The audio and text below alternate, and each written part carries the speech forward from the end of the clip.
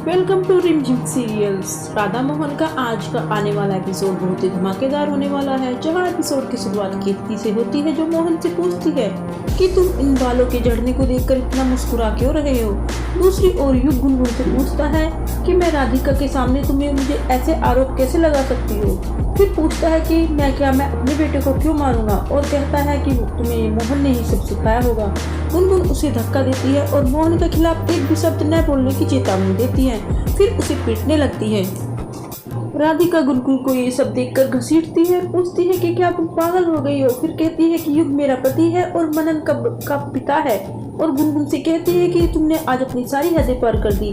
फिर वो गुनगुन को वहाँ से चले जाने के लिए कहती है। गुनगुन रोती है और कहती है कि युग झूठ बोल रहा है। राधिका कहती है कि गुनगुन तुम झूठ बोल रही हो, और गुनगुन से कहती है कि तुम कुछ भी ना कहो और यहाँ से चली जाओ। तभी मनन वहाँ आ जाता है और चंपी को देखकर खुश हो जाता है, और गुनगुन से पूछता है कि क्या तुम चंपी को लेकर आई हो।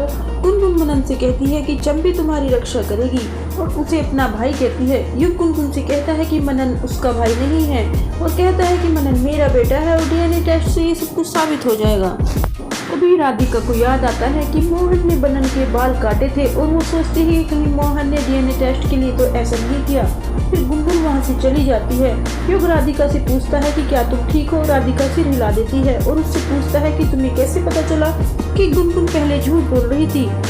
वह कहती है कि इन सब बातों का जवाब मैं बाद में दूंगी, और फिर वहाँ से चली जाती है। तभी गुनगुन मोहन को गले लगाकर रोने लगती है और कहती है, उसे समझाता है कि कोई बात नहीं, तुम्हारी माँ ने तुम्हें डांटा है, और कहता है कि उसने पहले भी युग के बारे में भला बुरा ना कहने के लिए कहा था, तुमने फिर भी युग के बारे में भला बुरा कहा। तभी राधिका वहाँ आती है और मोहन से पूछती है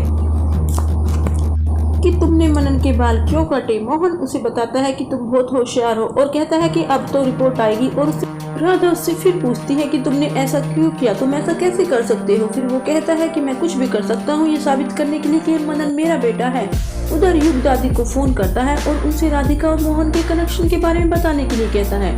दादी उससे पूछती है कि मैं इस बारे में क्या कह सकती हूँ, और राधिका से सवाल जवाब करने के लिए कहती है। फिर वो दादी को धमकाता है और कहता है कि तुम उसके पास्ट के बारे में ना खोदने के लिए कहता है, और वो दादी उसे कहती है कि मैं इस बारे में बात नहीं करना चाहती। फिर कॉल काट देती है और भगवान कृष्ण से कहती है कि हे प्रभु, राधिका की सच्चाई युग के सामने नहीं आनी चाहिए। उधर राधिका मोहन से पूछती है कि तुमने ऐसा क्यों किया। मोहन उसे सामान पैकिंग खोलने के लिए कहता है कि तुम अब बरसाना नहीं जा सकती, तुम्हें पहले डीएनए टेस्ट रिपोर्ट देखनी होगी। और डीएनए टेस्ट रिपोर्ट उसे मिलती है। फिर वो उसे फोन दिखाता है और उसे रिपोर्ट देखने के लिए कहता है। वह कहती है कि डीएनए टेस्ट रिपोर्ट तो नेगेटिव है, और पूनम इस सब को देखती है और सब कुछ समझ जाती है, और मोहन को बताती है कि रिपोर्ट तो नेगेटिव है।